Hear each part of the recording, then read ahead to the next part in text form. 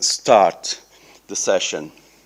So it's my great pleasure to introduce our invited speaker, Dr. Kenneth Stanley, who is a professor of the Electrical Engineering and Computer Science Department at UCF, University of Central Florida, where he also heads EPIA, Evolutionary Complexity Research Group. Dr. Stanley got his PhD in 2004 at the University of Texas at Austin. Ken Stanley developed a method called NEAT, Neural Evolution of Augmenting Topologies, which, starting with a simple network, progressively increments the complexity of the network by adding new neurons and new connections. He also has contributions to topics like machine learning for video games and interactive evolution, among many others. However, today's talk, I believe, conveys the main idea of avoiding searching for objectives, but instead advocates search for novelty or novel behaviors.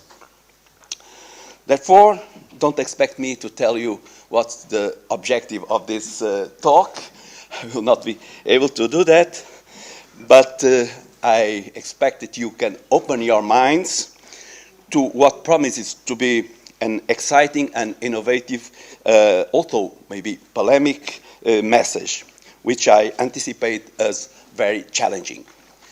Professor Kenneth Stanley, thank you so much for being with us. Thank you.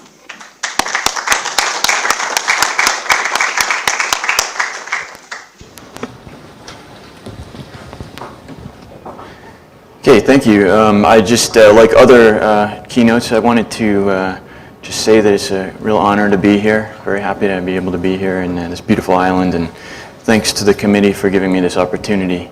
I'm also very honored that you actually got up after last night's dinner, and you're actually here now, so it's double honor.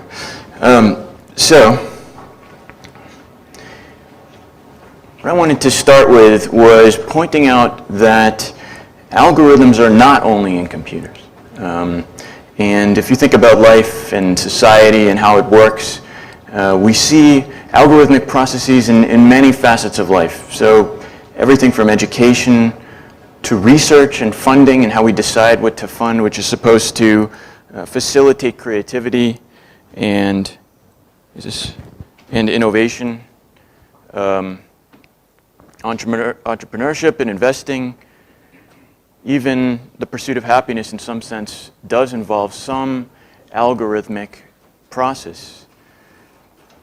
Is this okay? So, what I want to ask then, given that we see algorithmic processes in life, and of course life is a lot about intelligence, and intelligence is behind a lot of these aspects of what we do as people and as a society, wouldn't you expect that sometimes insights in artificial intelligence would inform back to human endeavors? And what I want to do today is I want to give you a little story about an idea in AI that has a lot of implications way beyond AI itself. So I think you find that pretty interesting. And to do that, I'm going to start in a bit of a strange place with a website called PickBreeder. Now, if you bear with me, I want to explain why I'm starting here. This is a picture breeding website. So human beings are coming in on the internet and actually breeding pictures in a crowdsourced setting. It's basically an online service that you could even use right now. And the reason that I'm going to talk about PickBreeder first is because what we're going to see is that people on this site are making discoveries. And the way that they make discoveries turns out to reveal something about the nature of discovery itself, something deep and fundamental that I think you'll find really interesting. And so I want to give you the full picture of how this is happening, because then we're going to take that insight and expand it and think about what it means for algorithms and eventually for life itself. So this website has been around for 6 years. There's a lot of images have been involved. more than 9,000 images, and we have had over 900 users registered, plus some anonymous users too.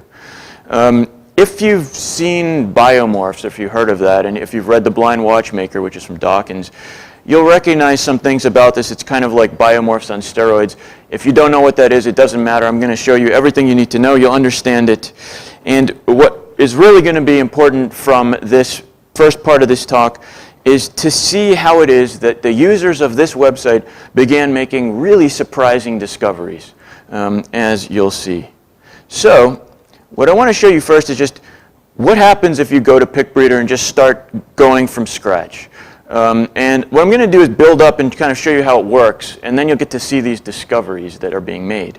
It's deceptively simple. So if you go in, and this is sometimes called evolutionary art, if you go to PicBreeder and you start breeding from scratch, what you will be presented with is basically a set of blobs, random blobs like these, and from these you would pick the one that you like maybe the best. So like say if I like that one, I think that's interesting. Then what I'm doing is basically like animal breeding or dog breeding or horse breeding. I'm choosing parents that I like and then creating children or offspring from them. So if I choose this and then say I want to evolve from here or breed this, then it becomes the parent and the next generation of children, you can see the family resemblance. And so then I would continue with this process iteratively. So I could say, oh, well, this one looks maybe more interesting than the other ones. So I'll choose that, and that one leads to then these children, and so on.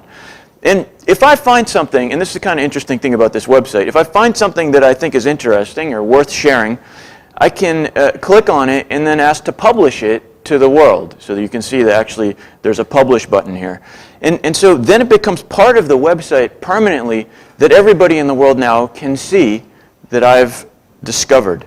So this is really the basic idea.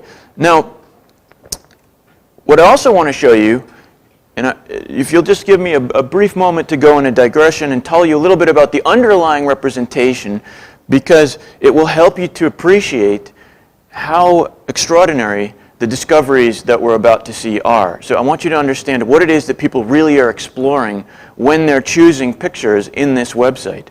Because underneath these pictures, there's a kind of a DNA, or you could think of it as the genetics behind the pictures, which is represented by what are called a compositional pattern producing network. That's this term here. But don't let that term distract you. It doesn't matter what we call it. All it is that inside of each one of those pictures is a network that looks like this, which is a set of simple functions that are composed with each other, so that's where the word compositional comes from, to output a picture. And basically, this composition here is used to compute a function of x and y. So basically, we have x and y inputs coming into this network. It's sort of like a neural network. And coming out is hue, saturation, and brightness, or color. And so if we query every xy point in this plane and say, ask this network for an output, and say, what is the color? Then if we paint those colors, basically we are graphing the pattern encoded by this composition. And by composition, what I mean is that if the output of this Gaussian function is fed into the input of this sigmoid, which is what this connection means, that's basically called function composition. What we're doing is composing the Gaussian with the sigmoid. So we're using function composition here. These weights also, these connections can be weighted. So we have connection weights just like a neural network. So basically the output of the Gaussian will be multiplied by the weight of that connection. And together all of this then defines the function. And really all that's happening here is we're graphing the function that's encoded by this composition. That's what's happening. And the composition is allowed to be made of only 4 key canonical functions. There's a Gaussian, a sigmoid, a sine, and linear. And those are the only things that can appear in here. Now, it's important to note, so you can understand, when you think about, we started with these very simple blobs, how is this going to lead to anything interesting? Well, it's important to note that over the process of this breeding, of this evolution, there is an algorithm underneath called NEAT, which is actually from my own dissertation work. And what NEAT does sometimes is it will add randomly a new node or a new connection to this network, so it's causing the network to expand as evolution progresses. So the network is getting bigger, and that means that the images are getting more complex and can become increasingly complex, so that's why we can get more interesting images. So now just think about this for a second. If you just think about this kind of network, sines, Gaussians, etc., being composed with each other, what do you think the search space is like that's induced by these kinds of compositions? I mean, do you think that it's full of really meaningful images? And I'll show you what it's like. It's not very pretty. It's a desolate space. If you generate random compositional pattern producing networks and just say, well, what kind of patterns do they output? They look like this. These are varying complexity networks. And this is the best that you get. And if you just keep doing this over and over and over again, generating random networks, you basically go forever. You'll never find anything any much better than this. And so this is a very desolate space in some sense. And most of the space in aggregate is basically garbage. So given this, now that we understand what happens on this site, what do you think people would be able to discover in a world that looks like this? And I think it's very surprising, because what people find is stuff like this. It's quite amazing. I think, at least, it's amazing that the users are able to breed this kind of stuff. These are actual discoveries. These are not created by artists. These are actual compositional pattern-producing networks, and there's no retouching here. So these are true discoveries. And if you think about it, it's just remarkable, the natural kind of images that we're seeing, things like a skull, a butterfly, there's a car, there's Jupiter, because there's the red spot, as it should be there. And so it's really surprising that people are making these kinds of discoveries. And if you think about it, it's like these are really just basic functions being composed with each other. It's like if you were in high school math class and your teacher said, give me the equation for a skull.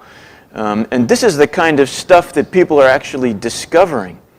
Now, I want to talk a little bit about what's going on and why this is happening and how come people so consistently discover such interesting images.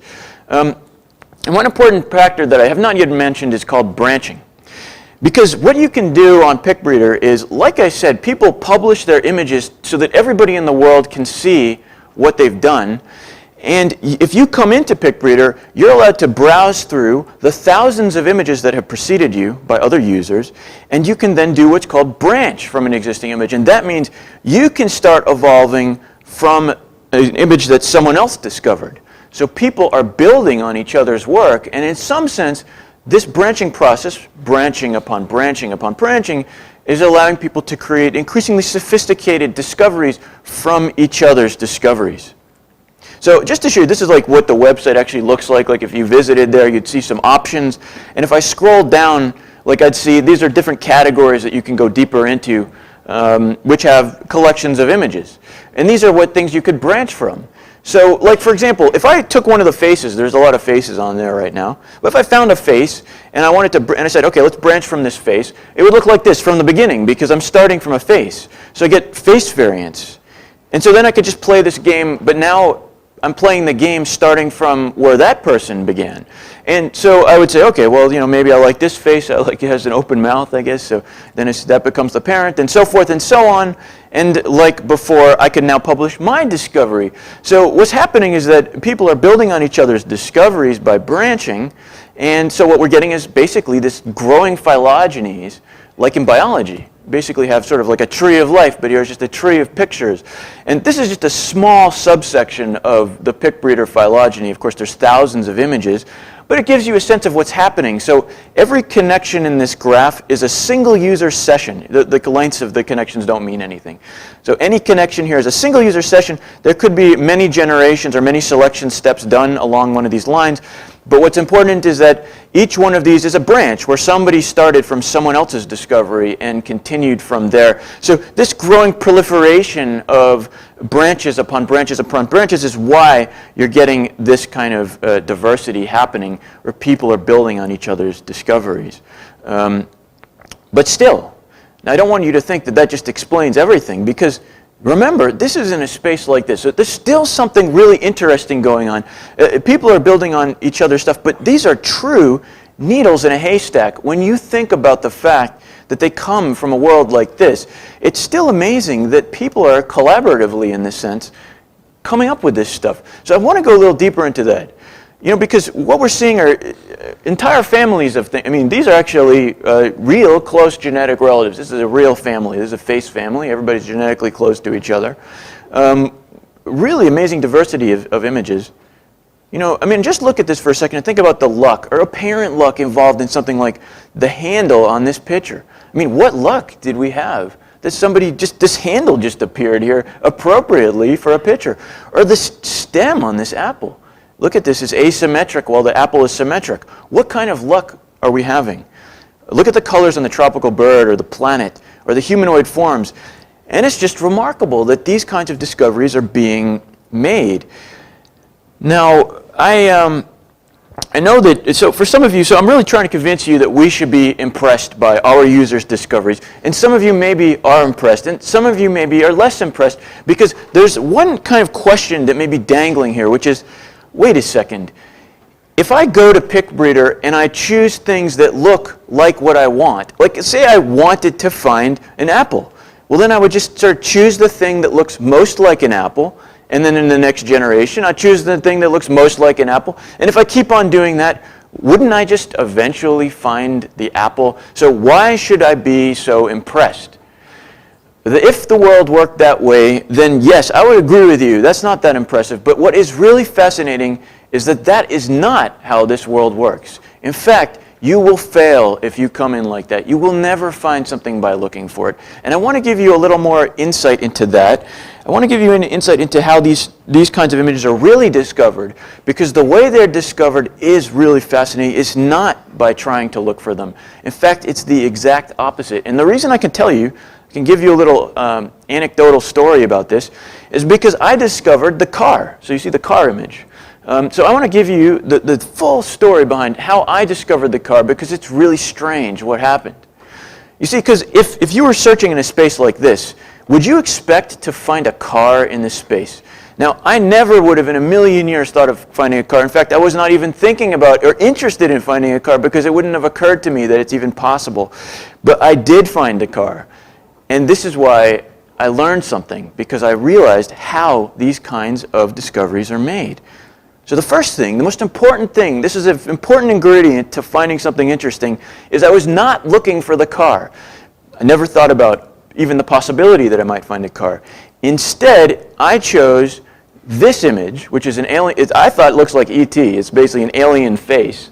Because I thought this is something someone else evolved. I decided to branch from it. And I thought that this might lead to more aliens, and I thought that would be cool. So I thought I wanted to get some more alien faces. But then something started to happen. What happened was the eyes, you see the eyes of the alien, they started to descend relative to the body, and I realized in the middle of this session that I was getting a car. It just sort of started to happen. And in retrospect, you can see why. I mean, look at the wheels and look at the eyes. Clearly related, but only in retrospect. No one in a million years could predict that this face was going to turn into a car, and I certainly didn't. But that's what happened. It was a coincidence, and once I started to realize, then I could follow the path down to the car. So this is a very strange. You think about this, because what it means is that this is true. The only way to find the car was by not looking for it, because if I had been looking for a car, I would never have selected the alien face, because it doesn't look like a car to me. So I had to not be looking for a car to find a car. But it's even stranger than that, because I wouldn't have evolved that alien either. That was someone else's discovery. I would never have done that. So someone else had to do something that I never would have done. And if you put all this together, I mean, just take this story and think about how crazy it is. First, someone had to do something that I never would have done myself, and then I had to not be trying to do what I ultimately did, and only if those two things were true would I ever be able to discover this car. So now you would think, well, that's really amazing. This is a coincidence, basically. A 1 in a million chance that you would ever have a situation like this where those kinds of things are true. But here's the funny thing. That is not a coincidence. This is the story behind every interesting discovery on the site. It's always this story. You never find something by looking for it. You only find things by not looking for it. Look at the top. These are some of the top images, or at least for me, some of the interesting images. And it's the same story. These are stepping stones that led to these discoveries. Like, look at this. This I think this looks like an egg with a hat. This egg with a hat led to the pitcher. But I guarantee you that the person who branched from that egg with a hat, and someone did choose that and branch from it, was not thinking about pitchers. It's impossible. Even though, in retrospect, you can see that the lid of this pitcher has some relation mathematically to the hat, right? But you still wouldn't think that this is going to become a pitcher. Or here's something, this dish was branched by a user and eventually led to this skull. Could you imagine someone actually thinking that this is just what I need to get a skull? We start with a dish. But this is what happened. Or even crazier is the letter G. It led to Jupiter. It's not even the right letter.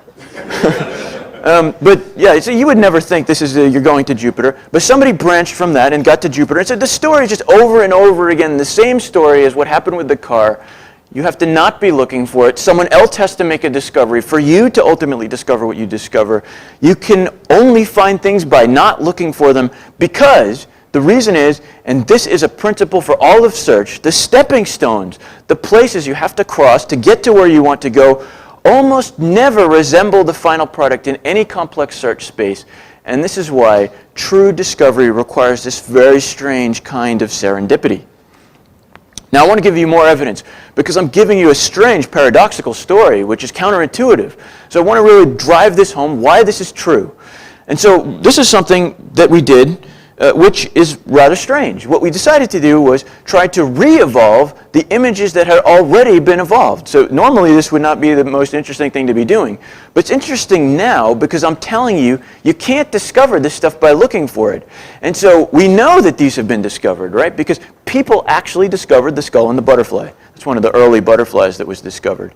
In fact, if you look at this, the numbers there, these were discovered in under 100 selection steps, which is remarkable. You think about how few generations it took to find something like this.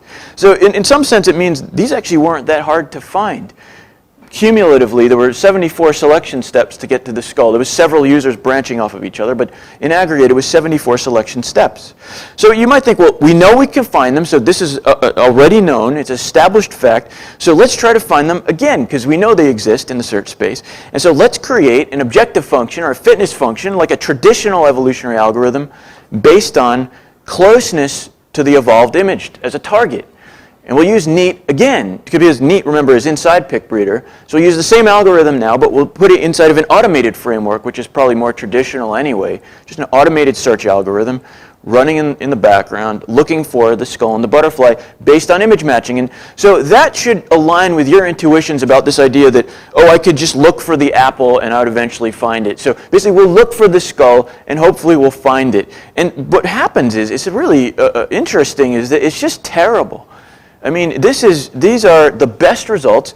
Each one of these was a 30,000 generation run. Remember, these were found in under 100 generations originally. We gave it 30,000 generations. Same underlying algorithm. Only difference here is that the objective is to match the target. And this is the best we got in every single run. Just miserable results. Now, if you saw this, like if this was like a benchmark that I was publishing at a conference, and I was like, everybody in the world wants to get skulls or something, and I published this paper that said, we tried to evolve the great skull with neat, and this is what we got, you would just say, well, there's something wrong here, something wrong with neat, right? I mean, the algorithm is failing to achieve the objective.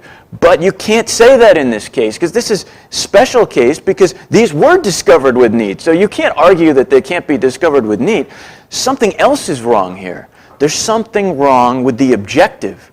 You see, the problem is, being close to the target is the wrong metric for progress. You might be thinking, well, he didn't really describe the fitness function exactly. Maybe he needs a better image matcher. Maybe we could use some vision algorithm to match better. But that's wrong, because a better image matcher would be worse.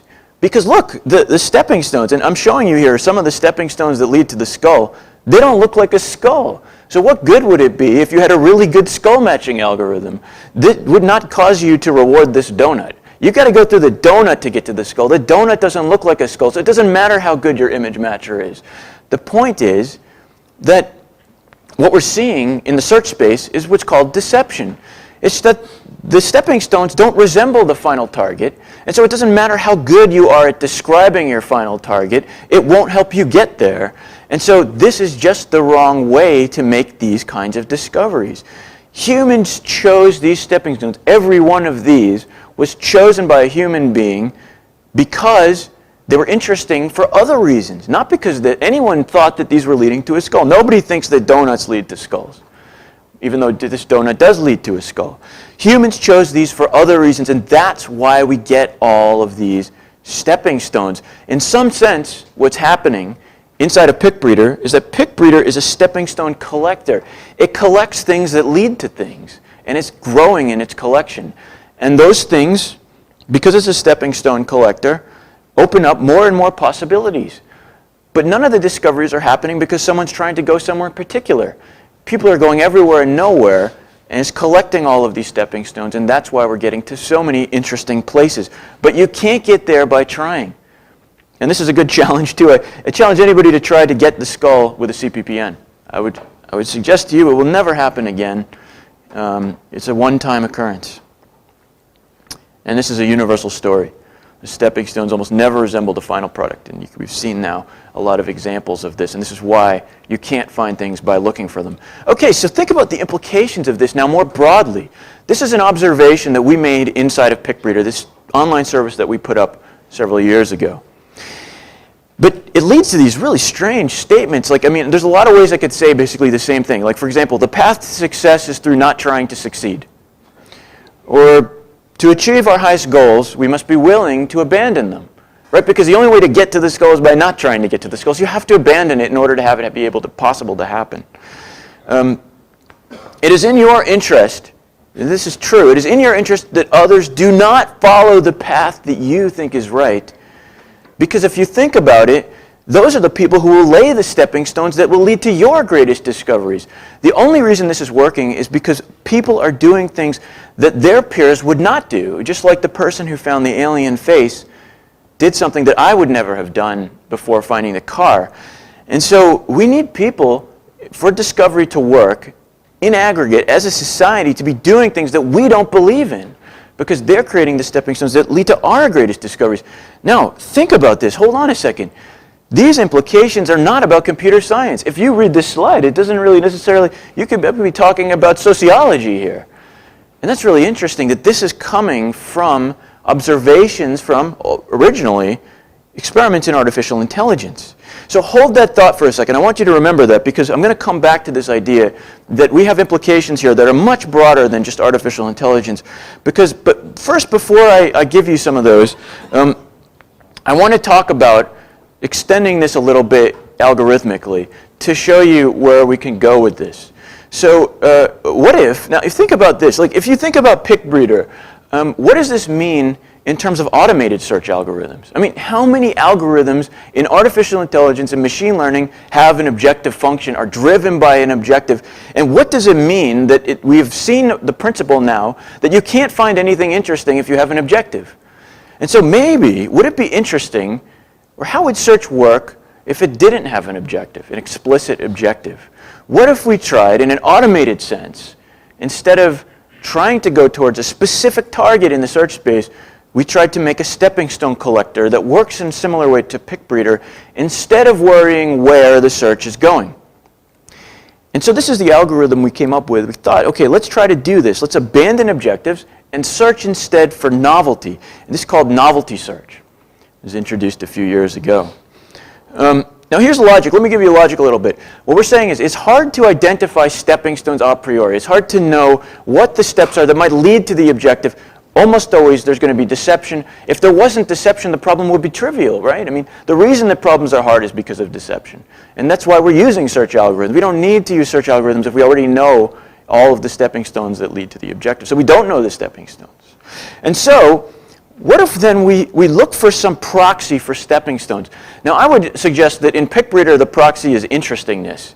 You know, but people are choosing things because they're interesting for many diverse reasons. You know, like that donut. I don't know why the person chose the donut, but it was interesting to somebody. They saw a donut and liked it. Now, it's very hard to formalize interestingness, and I would say it's almost an AI complete problem. But novelty is a pretty good approximation of interestingness. I mean, if something is truly novel, really different from anything you've seen before, there's a good chance that this is something interesting. And something that's different can lead to more things that are different. So it's a potential stepping stone. So let's collect novelty. Let's collect novel things in the search space. Now, sometimes people would react to this suggestion and be a little worried because you think, well, this is kind of like, there's no information in a novelty search. You know, it doesn't know where it's trying to go. So what assurance do we have that it will find anything interesting? But the thing is, actually, there is a lot of information in novelty search. It's still information rich. I mean, if you think about objective-based search, searching for an objective, the information you have is the objective. But what you do in an objective-based search is you compare where you are to where you want to be. That's the driving force in objective-based search. Well, novelty search is just the opposite. You compare where you are to where you have been in the past. So there's still information, it's just information from the past. But in fact, this is better information in some sense because we know about the past. We have complete information about the past. We know everywhere we've been, so we can approximate novelty with high accuracy, whereas the objective is in a haze, a cloud, a fog. We don't know much about the future. We know about the past. So in some sense, there's more information and more accurate information in novelty search. And so there is no final objective in this kind of search, and since we're not trying to go anywhere in particular, just find new behaviors. But here's something weird about this kind of search. We will find that we can discover solutions to problems without looking for them. Sometimes better than if we are looking for them. And if that sounds strange, well, it should make some sense, at least in the context of what I just showed you with PickBreeder. Of course, sometimes it is better not to be looking for the objective in order to get somewhere interesting. So I want to test this in front of you. I want to show you a couple results from novelty search. And so what I'm going to do is start again with NEAT. We'll use the same evolutionary algorithm, but this time, instead of evolve pictures and pattern-producing networks, we'll evolve artificial neural networks, basically little brains, to control simulated robots. And so we'll be looking for novel behaviors. And we're not going to have the traditional fitness function, which is what you'd have in an evolutionary algorithm or an objective function. Instead, we will just reward any behavior that's novel so far. So we don't have a concept of better or worse. We're agnostic about what's good or not good in the search space. There's no global sense of better or worse. Everything is completely relative to where you've been before. There's no final objective in the sense there's no target that you're aiming at. And it changes over evolution, of course. What's novel in the past is no longer novel in the future. And that's what we're going to do. Now, there's one other objection I want to address, which is, of course, this makes people uneasy because it's a very strange kind of a search. And one of the reasons is because you think, is this kind of like exhaustive search? I mean, if you just enumerate all the possibilities in the search space, that's not the most interesting algorithm. I mean, yes, eventually you'll find everything, and nobody would want to actually do that. But this is not like exhaustive search, and I want you to have an intuition about that. Because novelty search induces an order in the search. Remember, NEAT can increase complexity. And in fact, what a novelty search is doing, if you think about what it means to continually discover novelty, it is inducing an order from simple to complex. Basically, it's climbing the ladder of complexity. Because once all the simple behaviors that exist are exhausted, there's only one way to become more novel, and that is to become more complex. Because there's nothing left in the simple space. And so complexity will inevitably increase. And another way to say that is that novelty requires accumulating information. Complexity and information go hand in hand. Like, think about walking on the moon. That was an amazing accomplishment for humankind, and it was very novel. No one had ever walked on the moon before. But look at everything it took to be able to do that. An enormous amount of information had to be accumulated. Information about physics, about propulsion, about the solar system and the universe and so forth, and all of that had to be combined ultimately to get somebody to do this one novel thing, which is walk on the moon. And it's going to be like that in a novelty search. You're going to have to learn something about the world in order to bootstrap from the world, to do something new in the world. So just as an example, imagine that this black dot is a robot in a maze. So this is the maze, there's a robot. If we're doing novelty search, if the robot went like that and crashed into a wall, we would be happy because we would say, well, I have never seen anyone do that before, so this is good. Well, good. But then maybe later a child will be born who does this. And I would say, oh, this is good too. I never saw someone crash into that wall, so it's a new wall to crash into. And somebody might crash into another wall and so forth. But the thing is, one day, eventually, all the crashes that you could imagine will have been exhausted. And then you're in a magic moment because there's only one thing left to do. And you have to do this at that point. You have to learn what a wall is. Because eventually, someday, you're going to have to avoid the wall to do something new. And at that moment, you have accumulated information about the world because you have learned what walls are and how to go around them. And so inevitably, in order to continually to produce novelty, sophistication will actually increase, and in some sense, intelligence has to increase because you have to learn to use the world and work within the bounds of reality the way that it's defined. So, let me show you a little experiment to show you what this is like. This is a maze navigation domain, and this is chosen not because mazes are fascinating, but because it's easy for you to see what it's like to be deceived in a maze like this. You can actually see deception, because imagine this. Imagine that there's a robot that starts here, and it's going to be a robot. It looks like this. It has rangefinders, so it can see the walls, and we want to evolve a brain or a neural network that will cause the robot to travel through the maze and get to here, which is the final target position that we hope the robot will achieve. Now, I want to point out this is not pathfinding. It's not A-star search. We're talking about actually evolving the brain that would drive the robot through the maze. So it's a much more complicated problem in some sense. It's an unknown solution, like what kind of neural network would create a robot that does that. But now, traditionally, if you had a normal objective function, it would be something like the closer it gets to the goal in its trial, the better it is. Right? That's a normal thing to say. But in the maze, you can see why this is a deceptive idea, because if it got like, over here, it would get a high score. It's close. But of course, this is a cul-de-sac, so it's really in a bad place. Actually, it would be nicer if it went over here, because this is more on the way, but this is worse in terms of the objective function because it's farther away. So this is just an explicit illustration of deception. The point of this is to show you the effect of deception. Of course, there are other ways we could do things in here, but I'm doing this because I want you to see what deception is like. And so it's a good model for deception. So let's try three things. First, we'll do an objective-based NEAT, where the fitness function is the distance to the goal at the end of a trial. There'll be a limited time for the robot in the maze. It'll try to do something. Wherever it ends up, the distance will be its fitness. Traditional kind of objective function. How close are you to your goal? Then we'll do novelty search. In this case, what we'll say is you're good if you do something new. So we'll reward the robot for ending somewhere different from where other robots have in the past ended up. So the separate novelty searches will be run, and this search doesn't even know what it's trying to do. Then we'll do also NEAT with random selection, just to show you what I mean when I say novelty is not random. So it's a control. So what do you think works better? Trying to solve the problem or not trying to solve the problem? And of course, you're probably anticipating it's way better to not try to solve the problem. This is, again, these are more weird results. So the objective-based NEAT, this is what we found, only succeeded in 3 of 40 runs. We tried 40 times to get a robot, to get a brain that could actually drive a robot through this maze. 3 times out of 40. Random selection was actually a little bit better. 4 times out of 40. So once again, if that was the end of the story, and I published this result, I said, we tried NEAT in the maze, and it's horrible, it's worse than random search. You'd say, well, NEAT is a really bad algorithm. What are you using that for? But the thing is, that's wrong, because look at the other result. If you use novelty search, it solves 39 out of 40 times. The search that doesn't know what it's trying to do is the one that solves the problem every time, almost every time. The problem is not in NEAT. It's not in any particular algorithm. The problem is in the objective itself. And so let me show you, give you an intuition about why that is. This is a visualization. What I'm going to show you is points accumulating over time.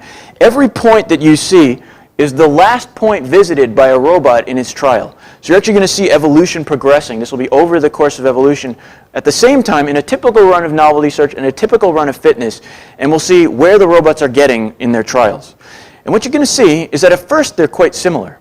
They're just sort of exploring this near area. But the problem is this fitness starts to commit to this area because it has such high fitness, whereas novelty search gets bored because it's not novel and it starts ejecting the search out here into the other areas of the space. Now fitness had a chance. I mean, look at these points. These are good. But the thing is, it abandons them because they have lower fitness. It just wants to invest over here. Whereas novelty search just wants to keep doing something new. Eventually it pushes the robots over here. And so eventually we get robots that have brains that will drive them all the way to the goal, even though we were not looking for them. This kind of result has been repeated in a lot of domains. So just to show you one other thing about biped walking. What do you think, if I was trying to evolve a brain to get a walker to walk as far as possible, I want a really far walker, what do you think is better to do? Reward distance traveled, which is the traditional objective, and this has been done many times in many publications.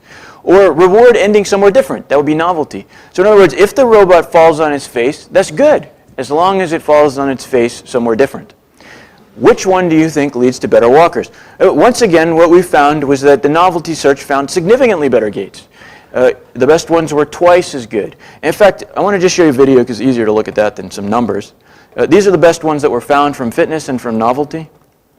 And you can see it. So it's just really interesting that it's so much more fluid of a walker when it wasn't trying to learn to walk. And in fact, yeah, the fitness one is a little bit drunk today. Maybe it was at dinner last night. But now you do think, well, why exactly? Why? Can you help me understand? Why is such a weird result here? Well, the reason is just the same reason again. Think about the stepping stone paradox. The stepping stones to walking don't resemble walking. That's just too bad, but that's the way life is. You know, it's important, for example, to be able to walk, to be able to oscillate, you know, to do this kind of a thing. Well, you may find an oscillator, you may find one, but it may fall down right away. And you would penalize it in a normal objective-based search because it's not walking farther. But that was a mistake because that actually is a really important stepping stone. And so the stepping stones that lead to the final product do not resemble the final product, and this is why it's better not to look or to judge your progress based on how it relates to the final product. Now, there's been many outcomes like this. This is just a smattering, and there's been many this year actually, several actually from Portugal as well, from some of your colleagues. And so there's been a lot of evidence accumulating that this phenomenon is real, and I've shown you a lot of evidence for it now. And so I want to talk a little bit about what it means. I want to call search processes that don't have objectives, I want to call them treasure hunters. Because every stepping stone is a new treasure. It's something interesting in its own right. It's something we collect. And as we collect more treasures, we can get to more treasures. So there's no final objective in these kinds of treasure hunting search or stepping stone collectors. And there's several, there's not just one type of search like this. I mean, think of pick breeder as a stepping stone collector. There's no final objective. It's not like the whole world is looking for the skull. Nobody is unified in purpose at all there. Novelty search has no final objective. There's a particular thing it's looking for. It's looking for everything. I would claim natural evolution is like this too. There is no final target for natural evolution. You are not the ultimate objective, sadly enough. And neither is anything else. It wasn't designed to create birds. It wasn't designed to evolve human-level intelligence. Those are not objectives. And that, I would claim, is the only reason that such amazing things were discovered, is explicitly because they are not the objective. And so these kinds of searches, these treasure hunting searches, are extremely powerful. By collecting stepping stones, they can find amazing things. They head everywhere and nowhere.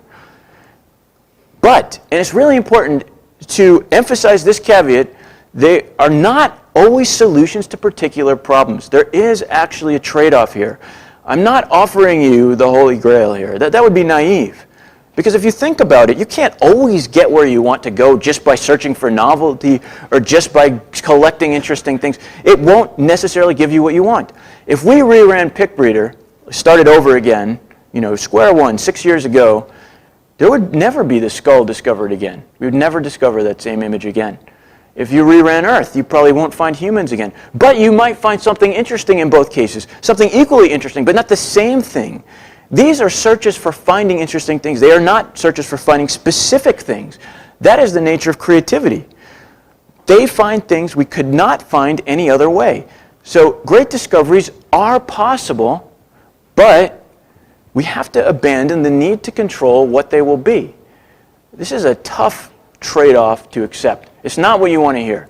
In AI, we want to say, we have an objective, we set the objective, and then we make it go to the objective. That's what I want. But I'm telling you, that's not going to work. You get amazing things by not trying. You see, if you want to commit yourself to objectives with confidence and consistency, if you want to know you can get where you're trying to go, you're going to have mediocre objectives. That's how it works. Mediocre objectives are achievable. They're reliable. Search algorithms can find them. That's why a lot of the things that search algorithms do discover are not so exciting, because we are implicitly setting our goals modestly, because we know implicitly, we understand this principle. You're not going to find human level intelligence by setting the objective function as an IQ test. Who would ever do that? Because it just isn't going to work. But things like that can be found, but they can only be found by not looking for them. So now, I want to take a kind of a really strange turn. I want to apply this now much more broadly than just search algorithms in AI. As for the end of this talk, I want to ask you, why would society, why would human life be any different from in the computer? Amazing discoveries are less likely as objectives. Think about the pick breeder skull. So I want to ask you, why do we frame almost every great endeavor that society engages in terms of objectives? Why are we doing this? And what is the cost of thinking this way? Could we behave differently? I want to call this erroneous commitment to objectives, this obsession that we have with objectives, the myth of the objective. It made an abbreviation, MOTO, MOTO. So that's the myth of the objective. It's everywhere. And I want to show you a little bit. Let me show you a few examples to end this talk of where we find the myth of the objective. Think about education. Education, so it's a big topic is, at least in America, increase student test scores. We all think this is really important. Everybody should get better scores. And if they did, like if 100% of students got 100 on every test, this would be a great achievement for the country. Is this the right approach then? Reward schools, and we're actually doing this, reward schools for higher scores. Because our objective is to get the maximum score. So we have an objective and we basically follow this objective function to the optimum. Well, no, that's the myth of the objective. Because you can't assume that higher scores are the stepping stone to higher scores. I mean, if you talk about complex search spaces, what could be more complex than educating a young person? It's extremely complex. You really believe that there's going to be this just monotonic increasing thing where just getting higher scores leads to getting higher scores, eventually everybody's perfect? It's almost certain to be deceptive. We're making a mistake by following this gradient. So you may think, oh, well, this is what we need to do. This is what other people say. We need more accurate assessment, accuracy, accountability. Let's get more accuracy. But that's the myth of the objective too. Accuracy doesn't matter if the problem is deceptive. That's what we've seen. Because if the stepping stones don't resemble the final solution, who cares how accurate you are? I mean, imagine this. Okay, Portugal creates a new department of skull breeding. It's a new branch of the Portuguese government. Because everybody wants to be able to breed this amazing skull. And so what they do then is they hire world experts in skull identification. The best in the world. These guys know what skulls look like. And because we need to have accurate assessment if we want to get skulls, right? We're going to have the best assessment in the world. But this would be pointless because the stepping stones don't look like skulls. We've seen this. This is a very bad strategy. So this is the myth of the objective. So you may say, well, so what should we do? Nothing. This is not a very constructive criticism. Well, let me suggest something. First, I want to just know that I'm no expert in education at all. But I just want to point out, just to get your thinking, that there are other ways of thinking. Imagine if we just use peer review. In other words, you're a teacher, and at the end of the year, you make a report which shows basically all the tests you've given over the year, all the assignments you've given, your teaching philosophy, the curriculum, and so forth, and then you send that to some peers, maybe blind review. So peers, other people in the country, and then they basically report back with some assessment. So you get back some assessments, it's sort of like paper reviews. This would preserve oversight. So basically what we're saying is you can't just get away with being a really bad teacher because people are still watching you. But more interestingly, this collects stepping stones because ideas will spread through the network, right? There's a social network now. I have some innovative ideas. I can try something new. I could take a risk, and then someone else will see what I did. And then if that turned out to work really well, now they know about that. And ideas go in both directions. Both the people writing the reports and the people writing the assessments are sending ideas back and forth to each other. So the best ideas spread through the network over time, and this promotes diversity. And it is a stepping stone collector. It could be a stepping stone collector. It's just one alternative, and it shows that you can have stepping stone collectors. I'm not sure that this is the greatest idea. Like I said, I'm no expert. Probably people here are more. But it shows you can create, you can refashion society to be more in the shape of a stepping stone collector. What about science funding? I know I found you guys have a science funding organization. We have NSF in America. How do you encourage creative discovery? I mean, isn't that the point of science funding? How does this sound? This is the current model. Require an objective to be specified in the proposal. Now that's sounding really great after everything I said. And then have your peers assess the likelihood of achieving the objective. This is basically like how science funding works. That's the myth of the objective. I mean, setting an ambitious objective means finding it less likely. So of course no one will set any ambitious objectives because they know that implicitly. So they're going to do things that are basically modest, and because they want their peers to assess that the likelihood of succeeding is high. Now, not only that, but consensus is the enemy of discovery. I mean, this system basically supports consensus, or builds on consensus, because you need your peers to agree that you have a good idea. Well, but we saw that the whole fuel for discovery is disagreement. It's the fact that other people are doing things you wouldn't do that is important. You know, that's how we're getting all these stepping stones to be collected. So what we're doing here in science funding is the opposite of basically what leads to creative discovery. The probability of success, when it's used as a metric for progress, is a recipe for mediocrity. We should not be judging things based on, if we want creativity, based on whether they're going to succeed at an objective. So what else could we do? We should be able to consider whether things are interesting, even if they don't have a clear objective. Because that's a hard thing to swallow. But this is basically, you know, this is a principle that falls out of what we've been seeing. Disagreement should be encouraged. If you get the experts to disagree, you're at the borderland of knowledge. That's exactly where we should be looking, is when we don't understand and we don't agree, even though we're experts, on whether this will lead to something that we want or not. But this is not how science funding works right now.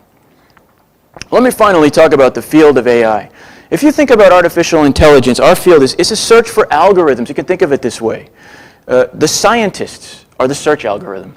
We are creating new algorithms and models. And so we are collectively together searching a space, the space of algorithms. And so the same principles will apply here. In some sense, publication is like sharing a stepping stone, right? I publish my idea, then you see my idea, and you may build on my idea. And so we hope to be facilitating a creative search as well. So, given that, what should be the criteria for publication to help us discover the best algorithms? You know, we're talking about sort of meta-level search now, at the level of a field. Should it be better performance? My method performs better by 5% than your method. Great. This seems to be very important in a lot of papers. Theoretical guarantees. Should these be the criteria that would lead to innovation in the algorithms in AI? No, that is again the myth of the objective. These are objective gradients. It's not necessarily the case that higher performance leads to even higher performance. That's the myth of the objective. The stepping stone to fantastic performance may have lower performance. You know, sorry, that may not be good news, but that's true. If we always reward increasing performance, then we are sure to be deceived. This cannot possibly be a simple search space that just has a monotonically increasing function to the top of the AI hill and we get human level intelligence. There's no way it works that way. So we should not be focused so much on higher performance. Same with guarantees. The stepping stone to the best guarantee may have no guarantee. There's no meta guarantee that things that have guarantees lead to other guarantees. There's nothing like that. So if we always reward guarantees, we are sure to be deceived because sometimes things that don't have guarantees lead to better guarantees. We can't always follow these paths. We should be able to reward interestingness. Once again, this comes up, this idea of subjective interestingness, of the idea of what it makes a good stepping stone, something interesting, something with potential. Intrinsic potential is interestingness. And it's hard to accept, but nothing can guarantee progress at the meta level. We want guarantees. That's why we're looking for these metrics, like performance or guarantees, because we want to feel confidence. But unfortunately, nothing can guarantee progress. There's nobody that could ever know that the donut leads to the skull. Imagine if the skull is true, like human-level AI. No one can ever know this donut is leading there. All we can ever say is the donut is interesting. And it's a good thing someone did say that, because otherwise there would be no skull. Now, our minds are all we have. That's what it means. At the meta level, we can analyze individual algorithms, but at the meta level, at the level of the field, we only have our minds. We should use them to decide what we find interesting. We need to collect stepping stones as a community. Now, if you live in the myth of the objective-driven field, a field driven by objectives, this is the kind of curve that you will see over time, performance over time. It's going to go up a bit and then blah, blah, it's kind of mediocre.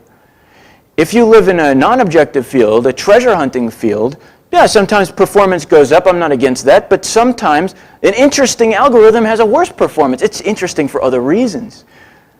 But that could be revolutionary. This could be the stepping stone to here. And we would never get there if we were always obsessed only with going up monotonically like that. So this problem applies also to our own community. And finally, even your life. You know, I'm sure you have some objectives: marriage, career, happiness, so forth, fame, fortune. Some of you already famous, some of you working there. Is this a good strategy? Should you make choices based on whether they seem to bring you closer? I mean, I don't even have to answer the question at this point.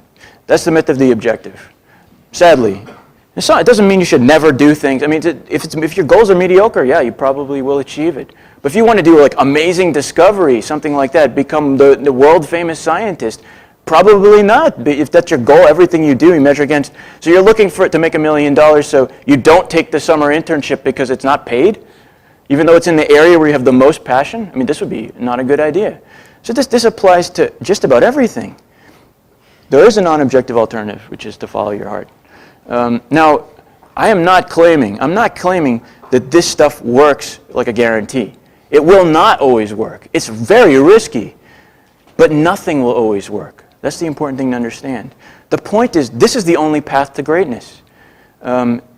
Greatness, though, is undefined. That's the thing you have to accept. You don't know where you're going, but you may be able to go somewhere great. If you're afraid of that ambiguity and not knowing and the possibility of failure, of course, don't do this. It's dangerous. Follow your passion is dangerous advice. But fear of the unknown was never the companion of great discoverers. Embracing the unknown is part of being a great discoverer. So you can succeed with objectives, but your achievements will be modest. Just 2 minutes. A couple last things. Just a couple quotes I want to put. Here's Steve Jobs talking about how he got to the idea of the Macintosh. If I never dropped out, if I had never dropped in on that calligraphy class, then personal computers might not have the wonderful typography that they do. Of course, and here's the important part, this is where non-objective search comes in. It was impossible to connect the dots looking forward when I was in college, but it was very, very clear looking backwards. It's exactly the kind of thing that I'm talking about. And there's a couple other nice ones. I like to seize from every moment its unique novelty and do not prepare your joys. Or this, a good traveler has no fixed plans and is not intent on arriving. And here's this kind of slogan that we came up with for Novelty Search. To achieve our highest goals, we must be willing to abandon them. And all of this, interestingly, comes from designing search algorithms on computers. Thinking about artificial intelligence. Thank you.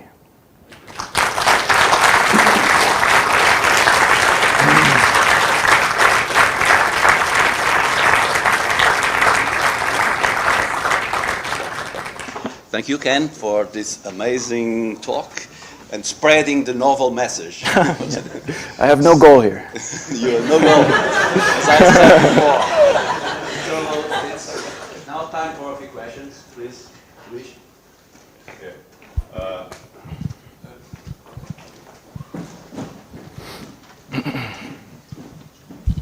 Well, it's tricky in the sense that if I consider your talk interesting, I think I was you played me into doing that because it is the good thing according to novelty, right? But right. It was a very very interesting talk and very well prepared. Thank you.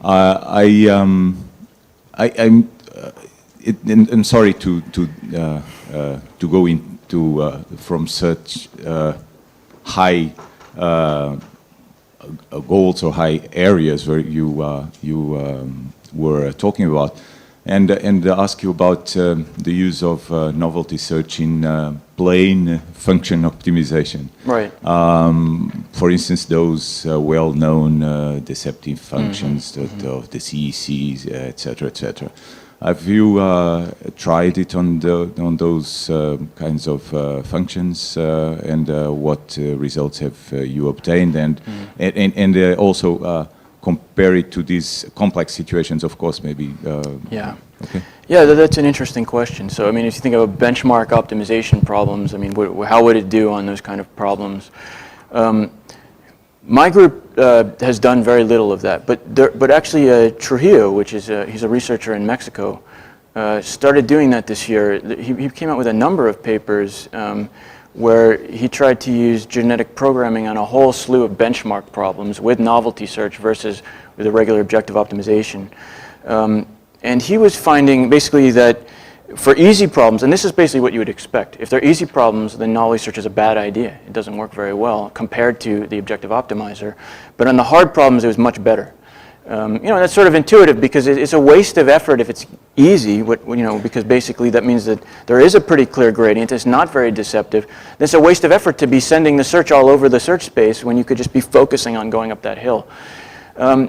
So it looks like, these preliminary results look like it may be better for some hard problems.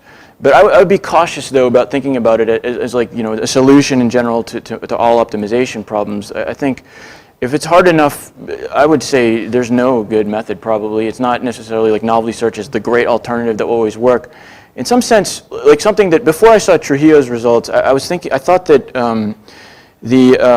that it would be worse to use novelty search on things like just regular optimization problems than, say, control problems like the robot, because there's fewer constraints in the world. In some sense, like the physics of the world is a constraint on the search space. Like the fact there's walls means that like you can't go through a wall. So this creates a constraint so we don't explore all these impossible things that are of no interest, like robots that try to go through walls. But in like an optimization problem, there's less of this kind of implicit constraint in the world, and so it's much more liable to just go off into the crazy areas and just look at all kinds of crazy things. So I wouldn't necessarily trust that it would always work really well, despite that there's some evidence, in some cases, that maybe it is actually a good alternative.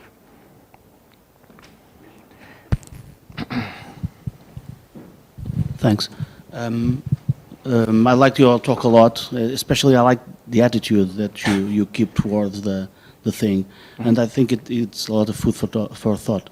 And I was worried while you were talking about two opposite directions, like some kind of understatement, some kind of overstatement. Mm-hmm. The understatement is, if you're not looking for something, isn't it possible that most of the times you will pass through it without recognizing it?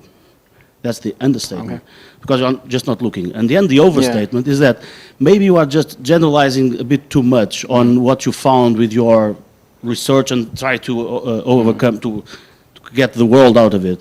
Because the overstatement is that if your aim or you reward novelty for your own ideas, aren't you promised to fail to get novelty? Okay, so the understatement is so this idea that actually, sorry, remind me the understatement again. You can just not miss the thing. You're not looking for it. Oh, if you're not looking for it, right? Yeah, yeah. So this is a common question for novelty search. Is that so we're doing this search and we're basically just collecting stuff. But how do we know when we find what we want? That's sort of what you're saying.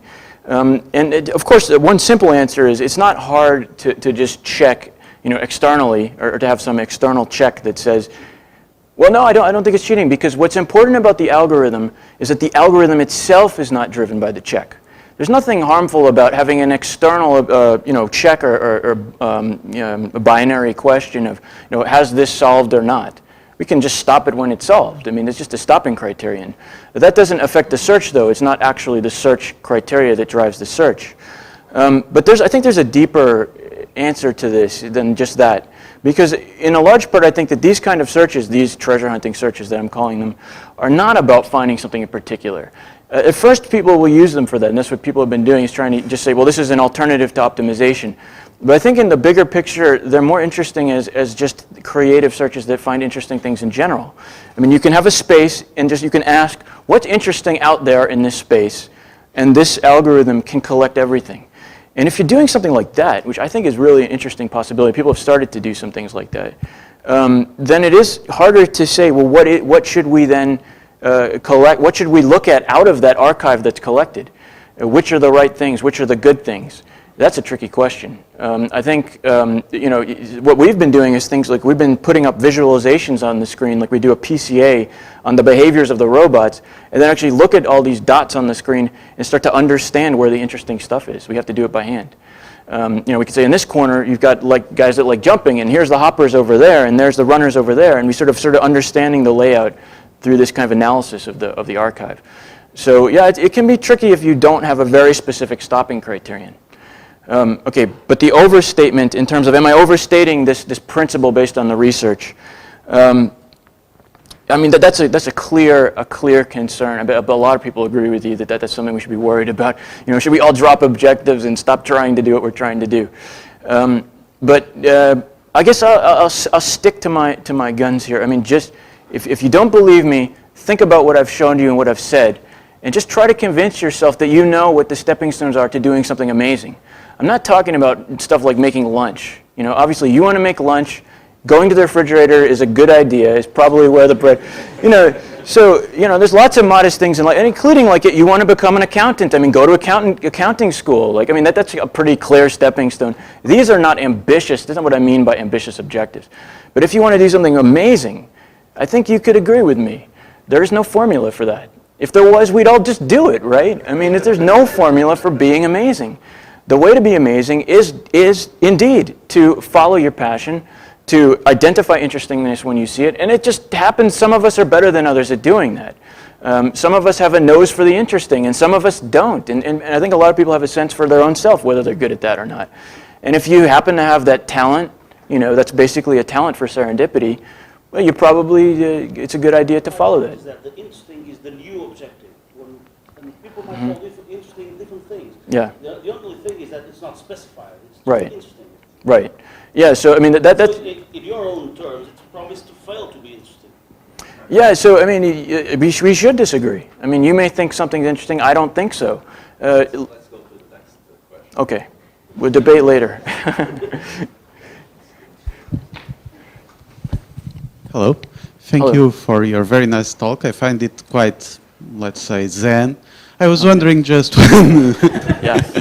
just one thing. Have you looked at the structure of the evolved neural networks? Did you find some interesting structure there? Yeah, that's a good question. So the structure of the neural networks that come from this algorithm, we notice a difference between even if the problem is solved.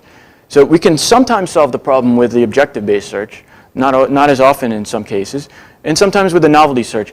And even if it's solved, we find that in the novelty searches, the networks are significantly smaller. Always. It's very consistent. There's different reasons for this, but one of the reasons is, if you think about this is also interesting, is that there's such a thing as a bad kind of a success. And because if you're in a search process where complexity can increase, and if you're looking for an objective, even if you succeed, it tends to be that the way that you succeed is by making little minute changes, little by little, basically patchwork or piecewise solution, because any little thing that you do that increases fitness by a trivial margin ends up getting incorporated into that final solution and it starts bloating. Whereas a novelty search is about fundamental changes. So, it's saying if things totally change, then this is something we're going to follow. So it tends to end up with a much more compact, less piecewise, because novelty search is not interested in small incremental changes. They're not novel. So it ends up with much more compact solutions in the end, which is an interesting side effect. Okay, it is a question related to the first one. I have the feeling that all the problems that you have shown have two precise characteristics. Yeah. The first one is that they actually are deceptive. Think about the maze problem. In order to get closer, the only way is to get farther away to the goal, okay? Mm-hmm. So this is a classical trap function, okay? Yeah. Presented in a different way, but this is a trap function. Mm-hmm. And the second characteristic is that the number of bad behaviors that you have to learn is limited in number.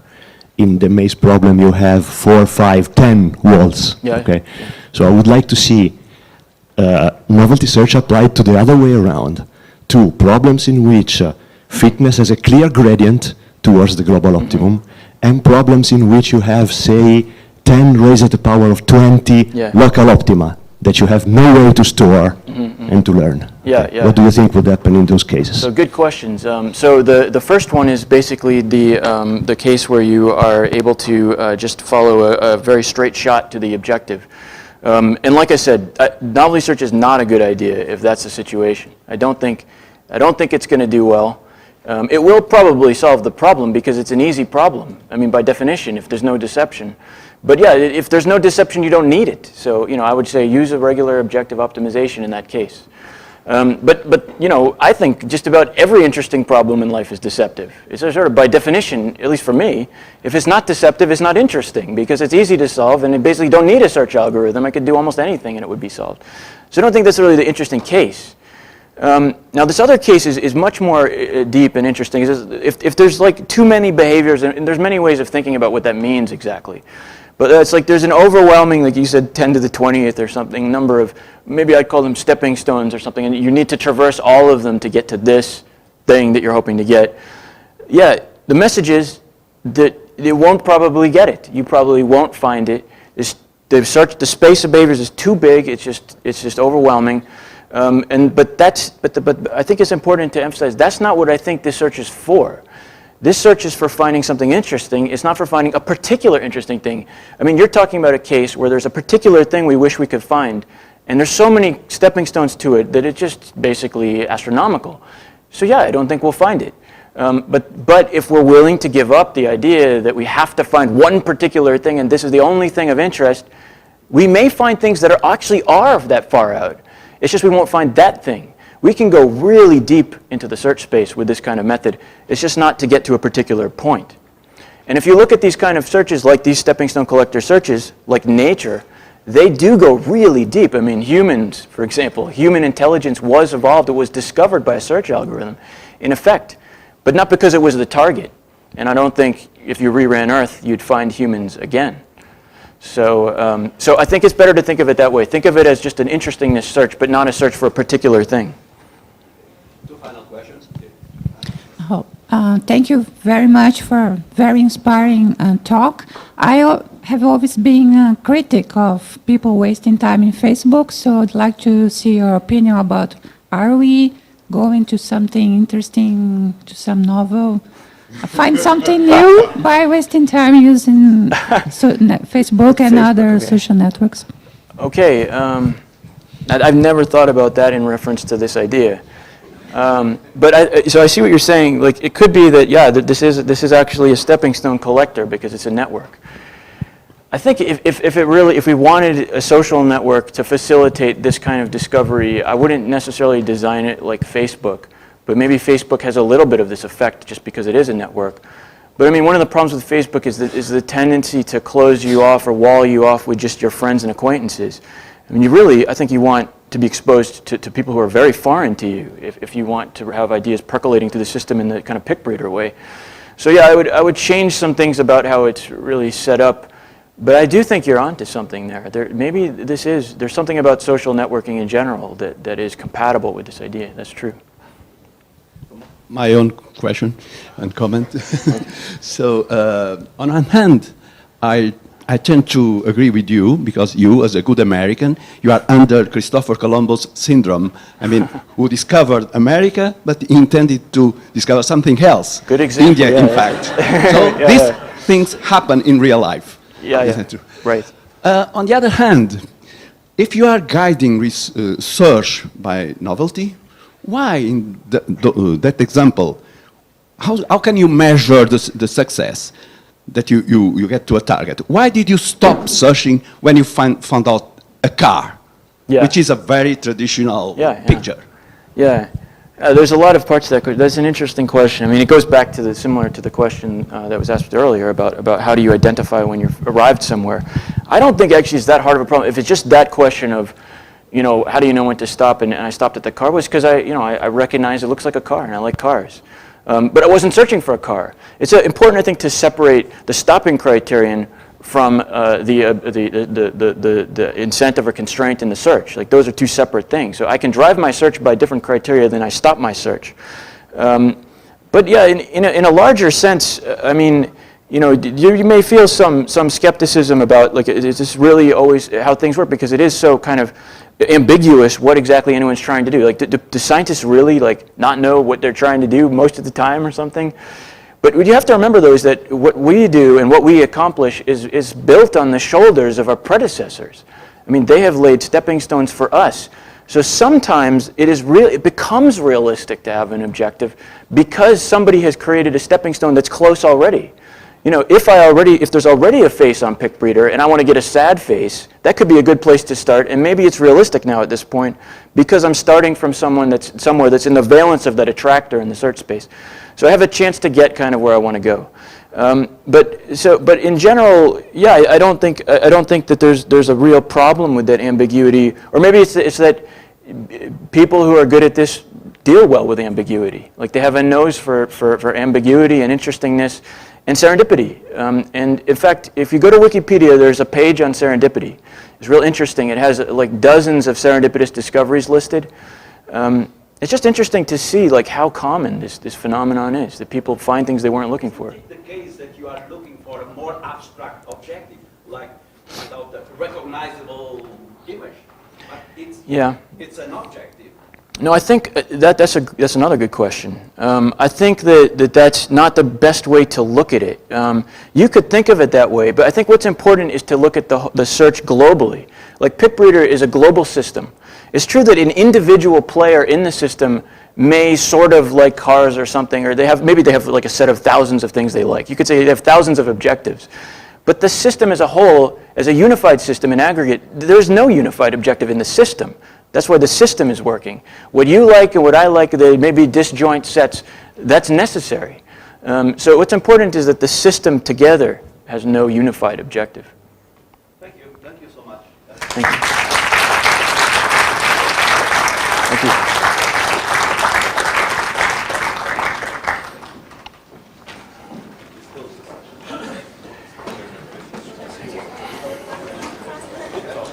Very inspiring. Thank I still you. have another objection, though. Okay. It's not really an objection. I liked it a lot. No, I understand. Let me congratulate you. Thank you. Congratulations. Thanks. Fantastic. I appreciate it. I leave Saturday, actually. Do you want to take that one? Oh, yeah. Sir. About this thing.